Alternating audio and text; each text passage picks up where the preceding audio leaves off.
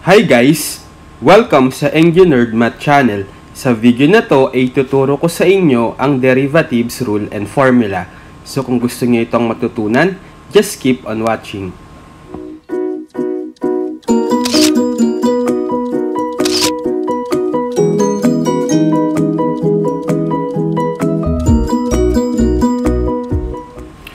Okay, so this time ay ituturo ko sa inyo ang iba't ibang derivatives rule and formula. So sa previous video ko dito sa differential calculus ay naituro ko na sa inyo yung definition at geometric interpretation ng derivatives as well as kung paano natin mahanap yung derivative ng isang function using the limit definition.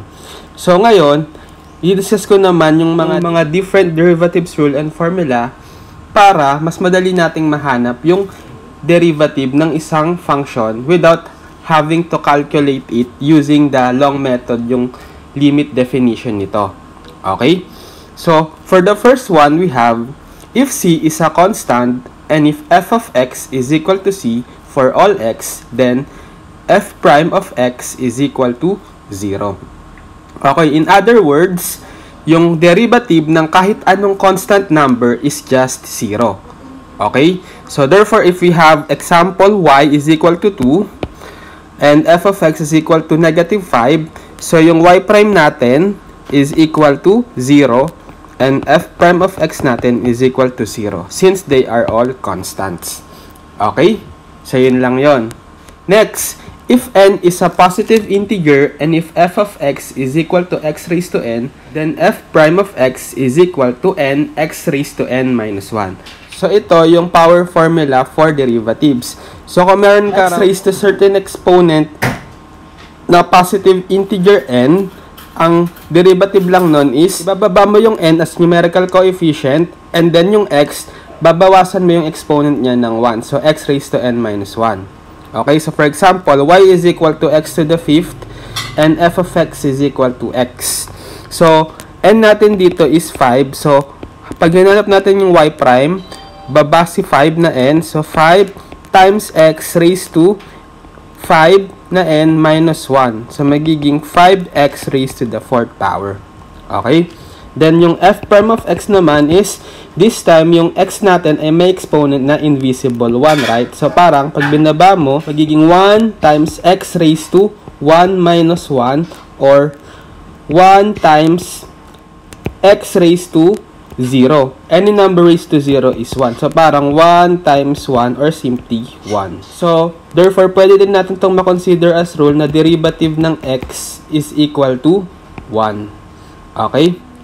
Next, if n is a negative integer and if f of x is equal to x raised to negative n and x is not equal to 0, then f prime of x is equal to nx raised to n minus 1. Okay, so this time, binago lang natin yung restriction sa n. So, naging negative integer na si n. Pero, applicable pa rin yung power formula na to. So, for example, if y is equal to x raised to negative 1, so y prime is equal to, baba ulit yung exponent na negative 1, times x raised to negative 1 minus 1 ulit. So, magiging negative x raised to negative 1 minus 1 is negative 2. Or, pwedeng maging negative 1 over x squared. As long as yung x mo is not equal to 0. Kasi magiging undefined pag 0 si x. Okay? Then ito rin, yung f prime of x, given yung f of x na x raised to negative 2, baba si negative 2, then x raised to negative 2 minus 1. So magiging negative 2 times x raised to negative 2 minus 1 is negative 3. Okay? Next, if f is a power function defined by f of x is equal to x raised to r, where r is any rational number, then f is differentiable and f prime of x is equal to r, x raised to r minus 1. From this formula, to give f prime of 0, r must be a number such that x raised to r minus 1 is defined on some open interval containing 0. Okay, so this time, ito na yung pinaka-generalized version ng power formula. Kapag daw yung x natin ay may exponent na any rational number. Meaning, pwede kang magkaroon ng fractional exponent din. So, for example, So, applicable pa rin yung power formula na ibababa mo yung exponent, magiging numerical coefficient, and then x times yung exponent na yon minus 1. Okay, so for example, y prime is equal to, given na y is equal to x raised to 1/2. So, baba ulit sa exponent na 1/2 times x raised to 1/2 minus 1. So, magiging 1/2 x raised to 1/2 minus 1 is negative 1/2. Or pwedeng maging 1/2 times 1 over x raised to 1/2. Or 1 over 2 square root of x. Okay? Then for b, we have f prime of x is equal to, so yung f of x is x raised to negative 3/4. So this time negative fractional exponent. So baba uli natin si 3/4 negative, and then times x raised to negative 3/4 minus 1 equals negative 3/4 times x raised to negative 3/4 minus 1 is negative 7 over 4. So we have negative 3/4 times 1 over x raised to 7 over 4. Okay? Next, if f is a function, c is a constant, and g is the function defined by g of x is equal to c times f of x, and if f prime of x exists, g prime of x is equal to c times f prime of x. Consequently, the derivative of c raised to x raised to n with respect to x is equal to c times n x raised to n minus 1. Okay, so kapag meron ka raw constant na nakamultiply sa isang function, let's say f of x, ang magiging derivative lang nun is pwede mong itabi lang yung constant na yon multiplied doon sa derivative noong mismong f of x. So for example, y is equal to 3 times x raised to the 4th. So yung 3 natin yung parang constant. So gigilid ko lang, and then proceed tayo sa derivative ng x raised to the 4th. So parang ito yung f of x mo mismo. Applicable ngayon yung power formula na to. So parang baba si 4, then times x raised to 4 minus 1. So magiging 12x raised to the 3rd power. Siya yung y prime. Okay, next, f of x is equal to negative 1/5 x raised to negative 1/2.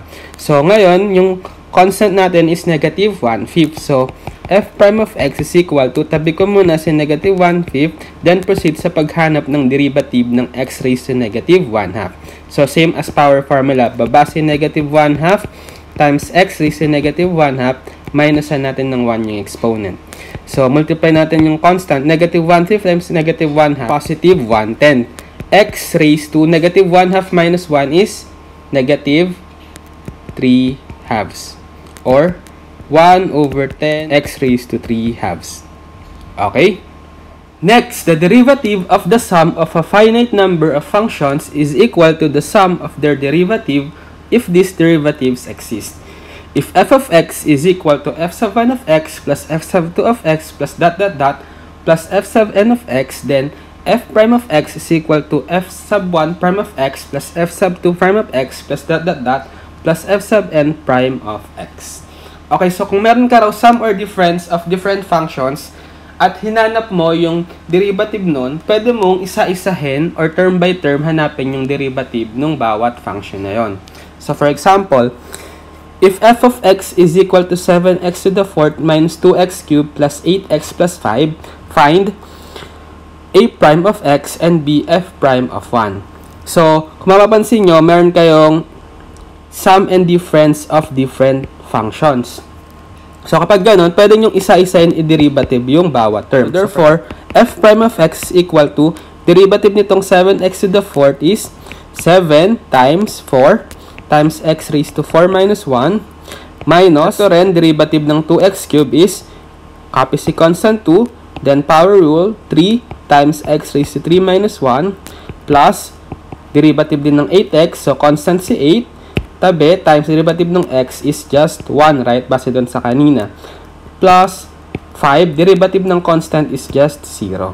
So therefore, simplifying, we have 7 times 4 is 28 times x raised to the 3rd minus 2 times 3 is 6 times x raised to 3 minus 1 or 2 plus 8 times 1 is 8. And then yung 0, kahit hindi na natin isulat. So, therefore, ito yung derivative ng f of x. Next sa B, f prime of 1. So, ibig sabihin, yung nakuha nating f prime of x, i-evaluate natin sa 1. So, papalitan natin lahat ng value ng x dito sa f prime of x ng 1. So, 28 times 1 cubed minus 6 times 1 squared plus 8. So, we have 28 times 1 cubed is simply 28 pa rin, minus 6 times 1 squared is simply 6 pa rin, then plus 8. So, we have 28 minus 6 is 22, plus 8 is 30. So, therefore, the answer is 30. Okay? Next, we have the product rule for derivatives. So, if f and g are functions, and if h is the function defined by h of x is equal to f of x times g of x, then if f prime of x and g prime of x exist, then h prime of x is equal to f of x times g prime of x plus g of x times f prime of x. Or the derivative of uv with respect to x is equal to u dv over dx plus v du over dx. So, kapag meron ka raw product of two functions at hinanap mo yung derivative nun, ang formula is kokopyahin mo muna yung isang function and then multiply mo sa derivative ng isang function plus this time, kopyahin mo naman yung another function multiplied mo sa derivative nung naunang function. Okay, so illustrate natin. So, if h of x is equal to 2x to the 4th times 3x to the 5th, find h prime of x. So, parang dito sa formula, ito yung f of x natin. Then, yung 3x to the 5th, yung g of x. So para mahanap yung h prime of x or derivative nitong function, gayahin natin itong formula na to. Kopya muna si f of x. Ito yung 2x to the 4th. So, 2x to the 4th times derivative natin si g of x. So, anong derivative ng 3x to the 5th? 3 times 5x raised to 5 minus 1. Okay? Plus, this time, copy naman si g of x. So, 3x to the 5th times derivative naman natin yung f of x, which is derivative niyan is 2 times 4x raised to 4 minus 1. So, simplify. 2x to the 4th times 3 times 5 is 15, x raised to the 4th, plus 3x to the 5th times 2 times 4 is 8, x raised to the 3rd. So, we have applying law of exponents. So, same base na x pwede natin i-add. So, multiply muna natin yung 2 tsaka 15, 30. X raised to 4 plus 4 is 8. Plus, multiply natin tong 3 times 8 is 24. Then, law of exponents, same base ulit. Add natin yung exponent na 5 tsaka 3. So, x raised to 5 plus 3 or 8. Then, combine similar terms. 30 plus 24, x to the 8 is 54, x to the 8. Okay? Or, kung mapapansin nyo, pwede pa natin itong i-simplify muna. So, 2 times 3 is 6 times x raised to, law of exponents, same base, add natin. 4 plus 5 is 9. So, saka natin i-apply yung power formula. So, gilid si 6 times, baba yung exponent na 9 times x raised to 9 minus 1. So, 6 times 9 is 54 times x raised to 9 minus 1 na 8. Okay? So, therefore, pareho lang sa nakuha nating sagot kanina. Okay? Next, if h of x is equal to quantity 4x cubed minus 3x squared times quantity 6x to the 5th plus 5x to the 4th, find h prime of x. Okay, so product rule ulit. So, let's say yung f of x natin is itong 4x cubed minus 3x squared. Tapos yung g of x natin is itong 6x to the 5th plus 5x to the 4th. Hanapin natin yung h prime of x, equal siya sa f of x times g prime of x plus g of x times f prime of x. So, copy muna si f of x. So, 4x cubed minus 3x squared. Then, derivative si g of x. So, derivative nito is sa 6x to the 5th, we have 6 times 5 times x raised to 5 minus 1. Plus, derivative ng 5x to the 4th is 5 times 4 times x raised to 4 minus 1. Plus, this time, copy naman si g of x na 6x to the 5th plus 5x to the 4th times derivative naman ni f of x na 4x cubed minus 3x squared. So, derivative ng 4x cubed, 4 times 3, x raised to 3 minus 1, minus derivative ng 3x squared is 3 times 2 times x raised to 2 minus 1.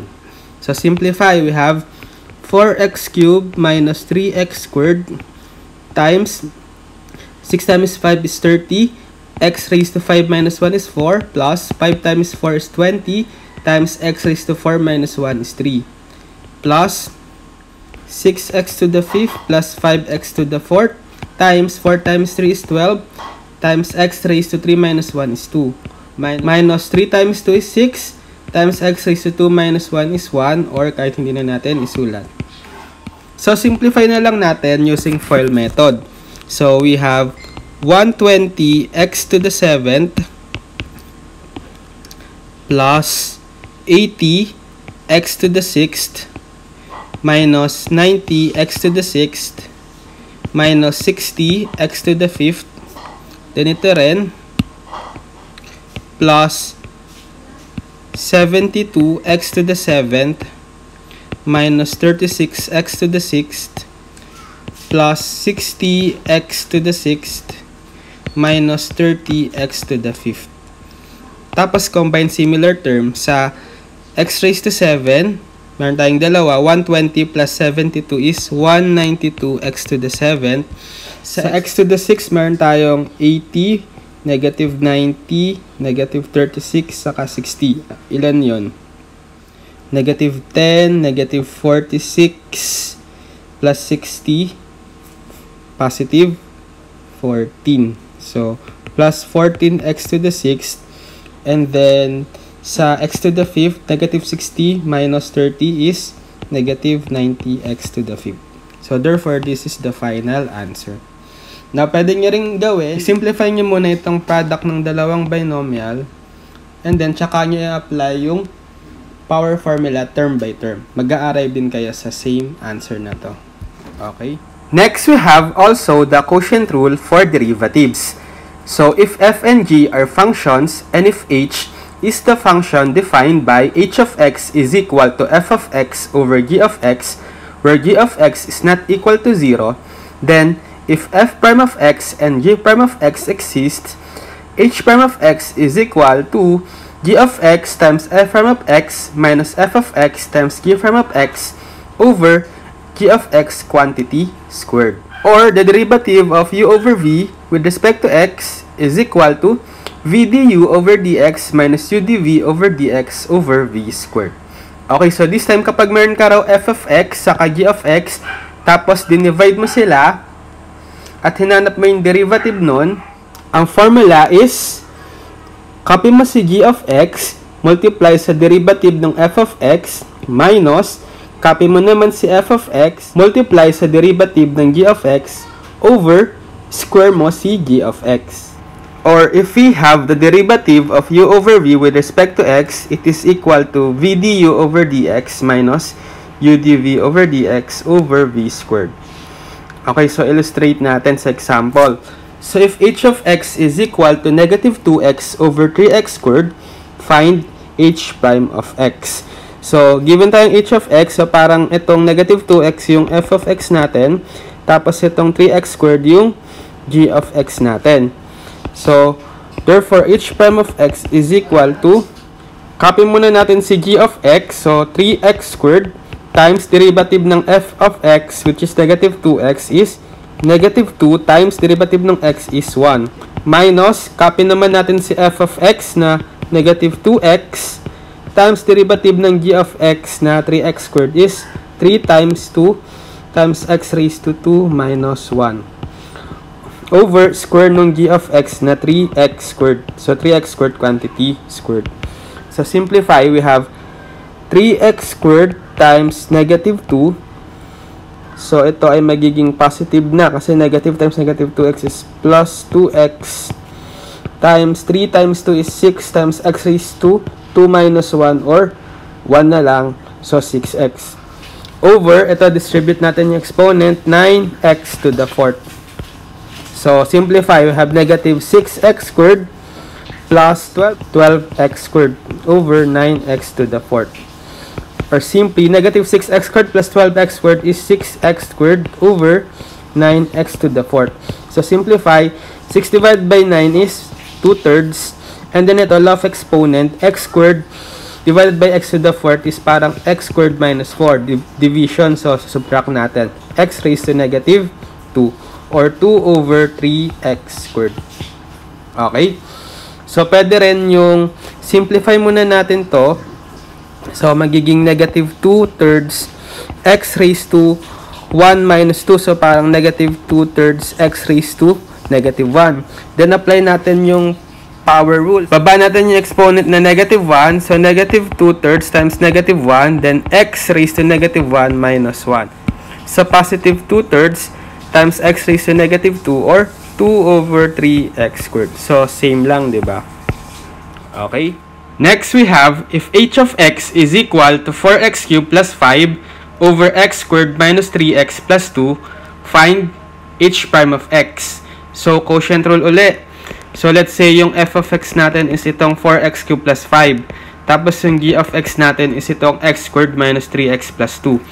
So, yung formula, h prime of x is equal to copy si g of x times derivative ng f of x minus copy si f of x times derivative ng g of x over g of x quantity squared. So, apply natin. So, copy muna natin si g of x. So, x squared minus 3x plus 2 times derivative ng f of x, yung 4x cubed plus 5. So, we have 4 times 3 times x raised to 3 minus 1 plus derivative ng 5 na constant is 0 minus, copy naman natin si f of x na 4x cubed plus 5 times derivative ng g of x na x squared minus 3x plus 2. So, we have 2 times, urong ko lang, 2 times x raised to 2 minus 1 minus 3 times derivative ng x is 1 plus derivative ng constant na 2 is 0 over square ng g of x. So, x squared minus 3x plus 2 quantity squared. So, simplify, we have x squared minus 3x plus 2 times 4 times 3 is 12 times x raised to 3 minus 1 is 2 plus 0. So, hindi na natin isusulat. Minus 4x cubed plus 5 times 2 times x raised to 2 minus 1 x raised to 1, or kahit din natin isulat yung 1, minus 3 times 1, so 3, plus 0, so kahit din natin isulat, over x squared minus 3x plus 2 quantity squared. So, simplify na lang natin. So, distribute natin si 12x squared. So, we have 12x to the 4th minus 36x cubed plus 24x squared. And then, i-FOIL natin.